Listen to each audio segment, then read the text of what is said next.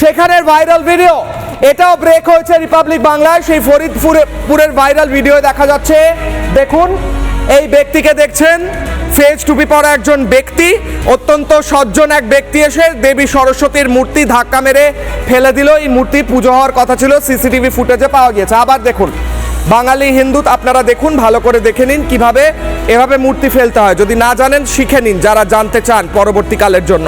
আপনাদের সবার তো কাজে লাগবে, পশ্চিমবঙ্গেও তো কাজে লাগাতে হবে এই শিক্ষা। এগুলো নিয়ে ট্রেনিং দেওয়া হচ্ছে বাংলাদেশে। দুটো ছবি, একদিকে রাজশাহীতে পুজো বন্ধ, প্যান্ডেল খুলে দেওয়া হচ্ছে। এই মুহূর্তে দাঁড়িয়ে ফরিদপুরের ভিডিও, সেখানে দেখা যাচ্ছে কিভাবে একজন ব্যক্তি আসছেন এবং এসে ধাক্কা মারছেন বিগ্রহে এবং সেই বিগ্রহ পড়ে যাচ্ছে।